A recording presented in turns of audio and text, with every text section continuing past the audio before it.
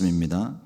사도행전 12장 6절에서 10절 말씀 같이 한 목소리로 합독하겠습니다. 헤롯이 잡아내려고 하는 그 전날 밤에 베드로가 두 군인 틈에서 두 쇠사슬에 매여 누워 자는데 파수꾼들이 문 밖에서 옥을 지키더니 호련히 주의 사자가 나타나매 옥중에 광채가 나며 또 베드로의 옆구리를 쳐 깨워 이르되 급히 일어나라 하니 쇠사슬이 그 손에서 벗어지더라. 천사가 이르되 띠를 띠고 신을 신으라 하거늘 베드로가 그대로 하니 천사가 또 이르되 겉옷을 입고 따라오라 한대 베드로가 나와서 따라갈새 천사가 하는 것이 생시인 줄 알지 못하고 환상을 보는가 하니라.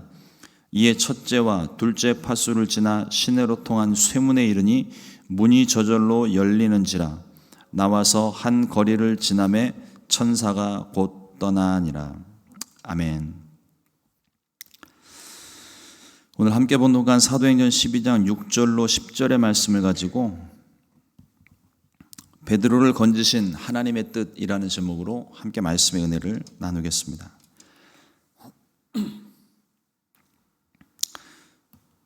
우리가 주일과 월요일이 지나는 동안에 사도행전 11장이 훅 건너가 버렸어요. 그래서 지난밤에 사도행전 안에서는 무슨 일이 벌어졌는지 잠시 살피고 그 흐름을 따라서 오늘 말씀도 함께 나누기를 원합니다. 베드로가 유대인의 신분을 가지고 이방인 고넬료의 집에 들어가서 복음을 전할 때 성령께서 고넬료의 집에 임하셨습니다. 제자들이 오순절 마가다락방에서 성령을 경험했던 것과 똑같이 이방인 고넬료의 집에도 임하셨고 그때 방언을 말하고 하나님 나라의 일을 말하는 예언도 함께 일어났습니다. 거부할 수 없는 너무나도 분명한 성령의 역사를 베드로가 경험을 하고 이것이 하나님의 뜻인 줄을 분명히 알고 고넬료의 집에 있던 모든 사람들에게 침례를 베풀었습니다. 이것이 예루살렘에 있는 유대인들, 정확하게는 사도행전 안에서 유대인들을 말할 때 두 가지로 나뉘어지거든요. 하나는 우리가 아는 정통 유대인들, 그리고 또 한 유대인은 할례받은 유대인들입니다. 이 할례받은 유대인들, 다 할례받은 유대인들이죠. 그러니까 할례받은 정통 유대인이 있고 할례받은 그리스도교로 개종한 유대인들이 있는 거예요. 그러니까 이 두 부류가 서로 사도행전 안에서 같이 나오는데 딱히 그리스도교로 개종한 유대인이라는 표현을 사용하지는 않습니다. 그래서 그거를 잘 분류를 해서 우리가 봐야 되는데 베드로가 이방인 고넬료의 집에 들어갔던 일에 대해서 문제 제기를 한 유대인들은 그리스도교 안으로 들어온 예수님을 믿은 유대인들입니다. 성령이 임한 사건을 가지고 그들 가운데 이제 큰 이슈가 됐는데 정확하게 말하면 성령이 임한 사건이 이슈가 된 것이 아니라 할례받은 베드로가 할례받지 않은 이방인에게 가서 그들과 함께 먹고 마신 일이 이슈가 된 거예요. 할례받은 유대인들은 유대인의 율례에 어긋난 행동에 초점을 맞춰서 베드로를 책망을 합니다. 그러니까 문제 제기를 하는 건 좋은데 본질에서 살짝 빗나간 문제 제기가 된 거예요. 베드로가 이 이야기를 듣고 생각을 합니다. 베드로도 고넬료 집에 가서 성령이 임한 사건을 보기 전까지는 환상을 보았음에도 불구하고 그것이 무슨 뜻인지 정확히 알지 못하고 또 고넬료의 집에 가는 것이 거리끼는 마음, 부담스러운 마음이 있을 만큼 이 유대인의 생각들과 크게 다르지 않았습니다. 그러나 성령께서 강권적으로 행하신 일에 베드로가 순종을 했습니다. 행동뿐만 아니라 마음으로도 생각으로도 성령의 뜻과 생각을 받아들였어요. 그러니까 순종이 가능했겠죠. 그러면서 베드로가 말한 것이 하나님께서 행하신 일을 우리가 어찌 막을 수 있을까? 이 말씀에 우리가 좀 생각을 좀 해봐야 되는 것이 우리도 교회의 전통과, 그러니까 지금까지 지나왔던 초대교회로부터 시작해서 지금까지 이 교회의 역사가 있는데 그 교회의 역사와 전통 또 교리와 개인의 경험과 생각 다양한 것들을 가지고 있지만 어디까지나 이것이 우리의 경험과 지식, 우리의 역사 속에 쌓여진 전통이라는 것입니다. 우리의 생각보다 높고 넓고 깊고 풍성하기까지 한 하나님의 지혜, 무엇보다 그 하나님의 뜻을 따르는 것이 제자의 삶입니다. 지금까지 지켜온 전통이라 할지라도 성령께서 새 일을 행하시게 될 때 우리는 하나님의 뜻에 온전히 순종해야 할 줄로 믿습니다. 베드로가 고백을 한 것처럼 하나님께서 행하시는 일을 내가 누구간데 그것을 막을 수 있으리요. 그러니까 우리가 가지고 있는 고정관념이 있습니다. 그 고정관념을 뛰어넘어 하나님이 역사하시는 것이 있을 때 일부는 우리가 그것을 기적이라고 받아들이기는 하는데 이게 교회의 지금까지 지켜온 전통에서 조금 벗어나게 되면 일반적으로 우리 마음 가운데 부딪힘이 있습니다. 근데 그것을 우리가 분별할 수 있어야 돼요. 더욱더 우리가 성령으로 충만해서 하나님께서 이 일들을 통하여서 우리 가운데 무엇을 행하려 하시는가, 또 하나님께서 우리 가운데 우리가 가진 고정관념을 뛰어넘어 보다 더 크고 위대한 하나님의 뜻을 이루시는 일들을 분별하고 그 안에 우리가 순종을 해야 될 줄로 믿습니다. 예수님께서도 말씀하시기를 새 포도주는 새 가죽 부대에 담아야 된다고 하셨어요. 주님께서 새 일을 행하시게 될 때 우리의 낡은 고정관념이 하나님의 일에 걸림돌이 되지 않도록, 하나님이 큰 일을 행하셔서 하나님의 역사를 크게 일으키고 계시는데 우리가 낡은 생각을 가지고 있다면 그것이 찢어지고 맙니다. 결국은 포도주도 쓰지 못하게 되고 가죽 부대도 못 쓰게 되는 거죠. 초대교회는 서로 다른 생각, 서로 다른 의견을 가지고 있었지만 부인할 수 없는 성령의 역사에 이의제기는 했더라도 결국 그것이 하나님께서 행하신 일임을 분명히 깨닫게 되고 하나님의 뜻에 온전히 순종하게 됩니다. 그 순종의 결과 하나님은 교회를 더욱더 풍성하게 하셨습니다. 믿는 자들의 수가 더하여지게 된 거예요. 혹시 예수님을 믿는 우리도 문화와 전통, 역사와 경험의 굴레에 갇혀 있지는 않을까요? 우리가 성령 충만함으로 이것들을 분별해내야 될 줄로 믿습니다. 우리가 옳은 것이 아니에요. 하나님이 옳습니다. 하나님만 옳으신 거예요. 그러니까 우리가 이것이 하나님께서 우리 가운데 행하시는 일들을 우리가 잘 살피고 분별해야 선하신 하나님의 뜻을 우리가 온전히 순종하며 나아갈 수가 있습니다. 아무리 사회적으로 경험적으로 우리가 옳다 말하여도 하나님이 아니라고 하시면 그건 끝까지 아닌 겁니다. 내 뜻을 버리고 하나님 뜻에 순종하는 것이 진짜 순종입니다. 주님이 기뻐하시는 순종의 삶, 제자의 삶을 살게 되시기를 주님의 이름으로 축원드립니다. 여기까지가 사도행전 11장 내용입니다. 오늘은 사도행전 12장에 들어와서 이제 이방을 향하여 복음이 나아가는 길에 하나님께서 행하셨던 놀라운 기적 사건 하나를 오늘 말씀이 소개를 합니다. 첫 번째로 감옥에 갇힌 베드로의 이야기입니다. 이때쯤 해서 사도 요한의 형제 사도 야고보가 순교를 했습니다. 스데반 집사가 순교를 당한 것이 초대교회에 있었던 첫 번째 순교라고 한다면 사도 야고보의 순교는 예수님의 제자 중 사도들 중에 첫 번째 순교자가 됩니다. 헤롯 왕이 왜 야고보를 죽였을까요? 오늘 12장 1절 말씀 제가 잠깐 보니까 그때에 헤롯 왕이 손을 들어 교회 중에서 몇 사람을 헤아려 요한의 형제 야고보를 칼로 죽이니 이렇게 기록을 합니다.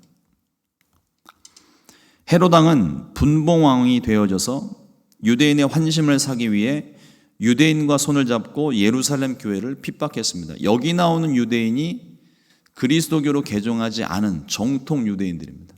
예수님을 핍박했던 그 유대인들이에요. 예상했던 대로 유대인들의 환심을 사기에 충분했습니다. 교회를 핍박하는 유대인들이 그 교회의 핵심 멤버 중에 하나였던 야고보가 순교하게 되니까 쾌재를 부르는 거죠. 자기들 마음에 기쁨이 된 겁니다. 예상했던 대로 유대인들의 환심을 사기에 충분했습니다. 이에 헤롯이 탄력을 받았어요. 이참에 베드로도 잡아 죽이기로 하고 자기 인기도 끌어올리고 또 유대인들의 인기를 얻는 일에 조금 더 분발해야 되겠다, 이와 같은 생각으로 베드로도 잡아들였습니다. 죽이기 위해 잡아들인 거죠. 그러나 유대인들의 무교절 절기가 있어서 바로 처형을 하지를 못하고 무교절 기간을 지나가게 됩니다. 야고보의 순교에 이어서 베드로까지 옥에 갇히게 되니까 초대교회는 비상이 걸렸습니다. 오늘 사도행전 12장 5절 말씀에 보면 이에 베드로는 옥에 갇혔고 교회는 그를 위하여 간절히 하나님께 기도하더라. 초대교회가 이때부터 마음을 같이하여 베드로의 구원의 문제를 놓고 하나님께 기도를 시작했습니다. 베드로의 구원과 예루살렘 교회를 향한 핍박에서 지켜달라고 기도하지 않았을까요? 그런데 이 말씀을 보면 베드로가, 그러니까 초대교회 성도들은 비상이 걸렸는데 베드로는 마음이 너무 편했어요. 감옥 안에 갇혀서 깊은 잠에 빠집니다. 그 아버지의 그 아들이라고 그 스승의 그 제자입니다. 예수님도 풍랑 가운데 배 안에서 깊은 잠에 빠지셨었죠. 베드로도 다음 날, 오늘 우리가 말씀 봉독한 것처럼 그 전날 밤에 일어난 일입니다. 처형되기 전날 밤 얘기예요. 다음 날이면 순교를 당할 판인데 베드로가 너무 편안하게 깊은 잠에 빠졌어요. 베드로는 내일 순교를 당할지라도 주님께 모든 것을 맡겼기 때문에 이 평안함을 누릴 수 있는 겁니다. 걱정 없이 편안히 잠을 잘 수 있었습니다. 우리가 이 모습을 통해서 우리가 하나 더 생각해 볼 것이, 문제와 환난 가운데서 과연 우리들의 모습은 어떨까요? 세상 끝난 것처럼 우리는 한숨을 푹푹 쉬어대면서 이 문제를 어이없고 고민하고 괴로워하면서 밤잠을 설칩니다. 우왕좌왕 당황한 모습일까요? 아니면 우리 마음 가운데 평안한 모습이 있을까요? 호랑이 굴에 들어가도 정신만 차리면 산다는데 성도들도 문제와 환난 가운데 정신 똑바로 차려야 됩니다. 문제의 환경을 보는 것이 아니라 그 문제 환경, 이 문제가 과연 어떻게 될 것인가, 그 문제와 환경에 집중하는 것이 아니라 주님께 집중해야 되는 거예요. 정신 똑바로 차려야 되는 겁니다. 어두울수록 주님을 더욱 집중해서 봐야 됩니다. 그러면 평안함을 주세요. 주님이 주시는 평안합니다. 내가 평안하고 싶다고 평안해지는 게 아니잖아요. 눈만 감으면 그 문제 상황이 어떻게 될까 머릿속에 자꾸 안 좋은 상상들이 일어나는데 그 모든 생각과 상상들을 멈추고 주님께 집중하게 되면 주님께서 우리 가운데 평안함을 주시고 그 문제와 환난 가운데 도무지 이 문제가 어떻게 해결될지 모르는, 한 치 앞도 내다보지 못하는 그런 불안정한 상황 가운데에도 우리는 오히려 편안하게 잠을 잘 수 있습니다. 우리가 하나님께 문제를 놓고 기도하는 이유가 바로 그것이에요. 늘 말씀을 드리지만 문제 놓고 아무리 고민해도 그 문제 해결되지 않습니다. 걱정을 한 100일 정도 하고 나면 문제가 해결된다면 뭐 걱정 안 할 사람이 없죠. 오히려 성경 가운데서도 걱정해라 100일을 채워라 이렇게 아마 얘기하셨을 거예요.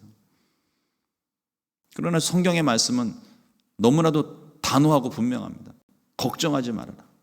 두려워하지 말아라. 이유는 내가 너와 함께함이니라. 그 말씀 하나면요, 이 마음이 편안해져요. 문제 해결 안 돼도 이 마음이 너무나도 편안해집니다. 깊은 잠을 잘 수 있는 거예요. 불면증 때문에 고민하시는 성도님들, 제가 특별 처방을 드리겠습니다. 불면증을 놓고서도 주님께 기도하십시오. 그럼 평안함을 주십니다. 편히 잠을 주무실 수 있을 거예요. 사랑하는 자에게 단잠을 주신다는데 하나님께 기도하면 이게 왜 불치병이 병이 됐는지, 불면증이 왜 병이 됐는지는 모르겠지만 하여튼 하나님께 기도하면 우리에게 단잠을 주시는 줄 믿습니다. 걱정한다고 문제가 해결되는 것도 아닌데 우리는 너무 많은 지나친 걱정을 합니다. 그러나 우리의 생각을 좀 바꿨으면 좋겠어요. 주님이 구원해 주시면 당연히 감사. 그리 아니하실지라도 여전히 감사. 이와 같은 삶을 살게 되시기를 주님의 이름으로 축원합니다. 둘째로 구원받은 베드로입니다. 깊은 잠에 빠진 베드로를 천사가 나타나서 깨웠습니다. 얼마나 깊이 잠들었는지 천사가 베드로의 옆구리를 세게 쳐서 그제서야 잠이 깼다는 거예요. 성경에 자세하게 기록은 안 되고 있지만은 처음에는 천사도 인격적으로 베드로를 부르지 않겠습니까? 부르지 않았겠습니까? 베드로야, 베드로야. 아무리 깨워도 안 일어나니까 툭툭 쳐보기도 하고, 그래도 안 일어나니까 옆구리를 세게 쳤다고 그랬어요. 성경에 굳이 세게 쳤다는 표현을 쓰지 않아도 될 것 같은데 세게 쳤다고 그랬습니다. 그만큼 베드로가 깊은 잠에 들었다는 거예요. 천사의 인도를 받아서 베드로가 가는 길에 이게 꿈인지 생신지 환상인지 베드로는 분간을 못했지만 베드로의 손에 채워져 있던 쇠사슬이 풀어졌고, 이 베드로를 잡아놓고 혹시라도 베드로를 탈출을 시킨다든지 베드로가 탈옥을 한다든지 아니면 어떤 특별한 무슨 사건이 일어나가지고 베드로가 도망갈까 봐 파수꾼을 2명씩 짝을 이뤄서 세워놓은 거예요. 성경에 보면 베드로의 양옆에, 베드로가 자고 있을 때 양옆에서 지키는 군사가 있었고 또 그 바깥에서 지키는 군사들이 있었습니다. 천사를 따라서 나가는 길에 첫 번째 그룹과 두 번째 그룹의 파수꾼들을 지나 쇠문 앞에 이르렀더니 쇠문이 무슨 자동문 열리듯이 스르륵 열리는 거예요. 그리고 성도들이 모여있던 마가 요한의 어머니 집에 이르렀습니다. 사도행전 12장 12절 말씀에 기록합니다. 깨닫고 마가라 하는 요한의 어머니 마리아의 집에 가니 여러 사람이 거기 모여 기도하고 있더라. 모든 일이 꿈만 같았습니다. 도무지 우리 상식선에서는 일어날 수 없는 일이잖아요. 로마 병정들이 지키고 있고 쇠사슬이 채워져 있고 쇠문이 닫혀져 있는데 그 모든 것이 하룻밤 사이에 쇠사슬도 풀리고 파수꾼들 자는 틈에 슥 그 앞을 지나서 너무나도 당당하게 지나서 쇠문도 열리고 그리고 기도하는 성도들이 있는 그곳에 이르르게 되었던 그 모든 과정들이 베드로에게는 정말 꿈만 같았을 거예요. 그런데 그 꿈만 같았던 일이 현실이었습니다. 성령께서 일하실 때 이와 같은 일들이 일어납니다. 도무지 일어날 것 같지 않았던 일들이 현실에서 일어납니다. 세상 사람들은 이것을 도무지 믿기 힘든 기적이다 이렇게 말하지만 성도들은 하나님의 역사라고 말을 합니다. 하나님의 은혜라고 이야기를 합니다. 하나님의 구원이라고 말을 하는 거예요. 믿음을 가진 저와 여러분들의 삶 가운데 이와 같은 놀라운 역사가 가득하게 일어나기를 주님의 이름으로 축원을 드립니다. 마지막으로 세 번째, 제가 제목을 붙이질 못했는데 몇 가지 더 생각해 볼 문제들이 있습니다. 우리가 주목해 볼 것이 이 놀라운 기적 같은 일들이 과연 어떻게 일어났을까 하는 것입니다. 물론 너무나도 당연하게 성령께서 행하신 일이죠. 그런데 베드로가 도착해서 보니 예루살렘 교회 성도들이 한 마음으로 기도하고 있었다고 그랬습니다. 기도의 능력입니다. 합심 기도의 능력이에요. 우리가 마음을 같이하여 하나님께 기도하면 능치 못할 일이 없습니다. 주님의 말씀 그대로 능치 못할 일이 없는 거예요. 하나님께서 우리의 기도를 들으시고 기적을 행하십니다. 마음 가운데 자꾸만 의심이 드는 것, 그건 주님이 주시는 생각이 아니에요. 하나님의 역사를 방해하는 우리의 생각이고 원수 마귀가 주는 생각입니다. 기도의 능력을 굳게 믿고 끊임없이 기도하게 되시기를 주님의 이름으로 축원합니다. 또 하나 이 기도와 관련해서 생각해 볼 것이 기도 응답의 시기예요. 베드로가 잡혔던 것은 무교절 직전입니다. 그래서 헤롯도 베드로를 잡아놓고도 바로 처형을 못했던 거예요.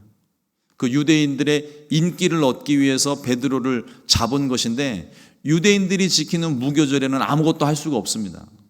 그래서 기다렸던 거예요. 일주일의 시간을 기다린 겁니다. 성도들은 베드로가 붙잡히는 그 순간부터 기도를 시작한 거예요. 그런데 기도 응답이 바로 이루어지지를 않았습니다. 기도의 응답은 일주일이 지난 후에 일어났어요. 무교절이 끝나기 전날입니다. 다음 날이면 베드로는 순교를 당할 판입니다. 어쩌면 성도들 마음 가운데에도 이대로 우리 베드로 사도가 그냥 야고보 사도처럼 순교를 하는가 보다 이렇게 생각을 하고 있었는지도 모르겠어요. 그럼에도 불구하고 성도들은 모여서 기도하고 있었습니다. 기도의 응답이 임할 때까지 기도를 쉬면 안 된다는 것입니다. 결과까지 순종해야 되겠지만 하나님의 응답이 임할 때까지 기면 기고 아니면 아니고 기다리라 하시는 그 말씀이면 분명한 하나님의 응답이 있기까지 우리의 기도가 쉬면 안 됩니다. 저는 그런 경험들을 참 많이 하거든요. 전에도 말씀을 드렸지만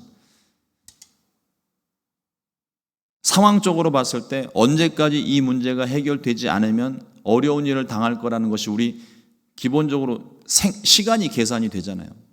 그래서 우리는 그 기간까지 정해놓고 하나님께 기도를 하는데 이 기도를 하면 바로 응답되는 경우도 있지만 거의 대부분의 경우가 마지막 날까지 가요. 거의 막판까지 가가지고 하나님이 응답을 해주시더라고요. 그래서 그때 응답받으면서 늘 기뻐하고 감사하면서 늘 마음 가운데 조금 아직도 믿음이 제가 부족해서 그런지 아쉬운 부분이 뭐냐면 좀만 더 일찍 해주시면 이렇게 마음고생 안 하는데 하나님 왜 이렇게 오래도록 기다리게 하십니까? 근데 그때 저에게 주셨던 마음이 그 기도를 제가 하나님이 먼저 응답을 해줘 버리시면 하나님께 기도하지 않을 것 같은 거예요. 물론 문제가 해결됐으니까 기도는 더 이상 그 기도는 안 하겠죠. 그러나 하나님께서 원하시는 것은 우리가 하나님께 기도하기를 원하신다는 겁니다. 그 문제가 어떤 것이 되었든 하나님께 기도하면서 하나님과 교제하기를 원하신다는 거예요. 나와 함께 있자, 그런 말씀을 우리 가운데 주고 계시는 것입니다. 하나님은 우리가 기도하기를 원하십니다. 주님 아니면 안 됩니다. 주님만 의지합니다.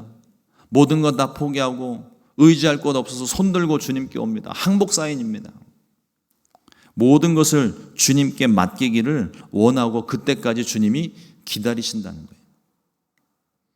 마지막으로 생각해 볼 것은 야고보는 순교했는데 베드로는 살았어요. 왜 살려주셨을까요? 예전에 유기성 목사님이 그런 표현을 사용하신 적이 있었는데 스데반은 죽고 다른 집사들은 살아있는 것이 스데반이 덜 성령 충만해서 순교를 당한 게 아니라는 표현을 쓰시더라고요. 제가 그때 큰 감동을 받았거든요. 야고보가 순교하고 베드로는 살았던 것이 우리가 보는 관점에서는, 그러니까 우리는 사도 야고보니까 그럴 의심을 별로 안 하는데 다른 사람에게 적용을 했을 때 어떤 사람이 똑같이 일을 진행하다 그 사람에게 어떤 문제가 생기면 우리의 시선은요, 그 사람에게 어떤 문제가 있나 보다, 저 사람 성령 충만하지 않은가 보다, 기도를 덜 했나 보다, 이렇게 판단하기가 쉬워요. 스데반도 성령 충만했고 야고보도 성령 충만했고 베드로도 성령 충만했습니다. 성경은 분명히 기록을 하고 있어요. 그런데 스데반과 야고보는 순교했고 베드로는 살았어요.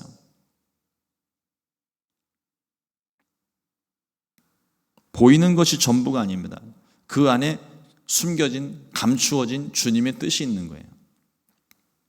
순교를 통해서 하나님의 뜻이 이루어지기도 하고 순교가 아닌 다른 방법을 통해서도 하나님의 뜻이 나타납니다.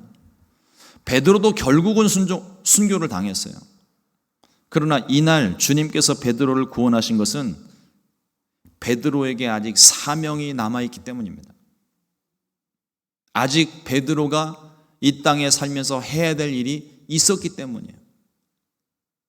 예수님 믿고 구원받은 저와 여러분들이, 그리고 이 땅의 모든 교회가 예수 믿는 그 순간 천국으로 하나님이 딱 끌어올리시면 우리가 뭐 고민할 것도 없고 세상에서 죄짓고 방황할 일도 없고 넘어질 일도 없고 쓰러질 일도 없는데, 주님이 굳이 구원받은 우리를, 저와 여러분들을, 그리고 교회를 이 땅 가운데 그냥 내버려 두신 이유는, 이 땅에 살도록 하신 이유는 아직 우리가 이곳에서 해야 될 일이 있기 때문이에요. 그것이 무엇일까요? 땅끝까지 복음을 전하는 일에 내가 해야 될 일이 무엇일까요?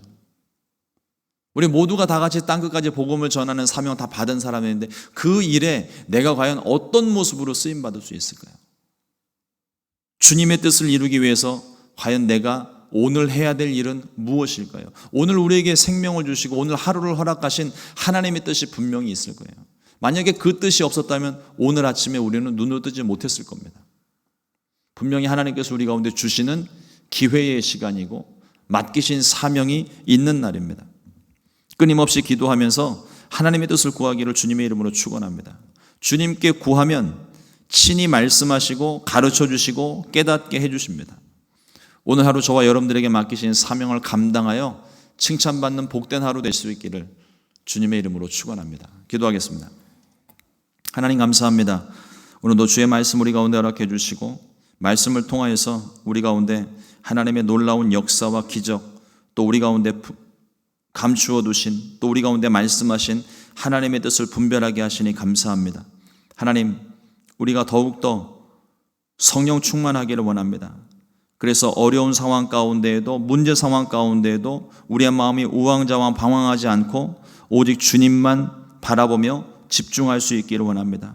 어려운 문제 있을 때마다 하나님 방황하기보다는 하나님께 더 나와 기도하기를 원합니다. 하나님의 뜻을 구하고 그 뜻을 이루기 위해 하나님께 지혜를 구하기를 원합니다. 하나님, 오늘 하루도 이 하루를 우리 가운데 허락하신 것, 우리를 향하신 분명하신 하나님의 뜻이 있음을 보게 됩니다. 하나님, 우리에게 가르쳐 주시옵소서. 오늘 내가 해야 될 일들이 무엇입니까? 만나는 사람에게 내가 해야 될 일들이 무엇이고, 만나는 사람에게 내가 전해야 될 말이 무엇입니까? 하나님, 우리에게 성령의 충만함을 허락해 주셔서 이 모든 것을 깨달을 수 있게 해주시고, 그래서 하나님께서 우리에게 맡기신 그 뜻대로 순종하는 오늘 하루 되도록 도와주시옵소서. 우리 순복음 시카고 교회를 향하신 하나님의 분명한 뜻, 우리가 더 깊이 깨닫고 그 뜻대로 순종하기를 원합니다. 그래서 주님의 기쁨의 교회요, 기쁨의 성도들이 되기를 원합니다. 주님께서 은혜를 베풀어 주시옵소서. 귀하신 예수님의 이름으로 기도드렸습니다. 아멘. 주님과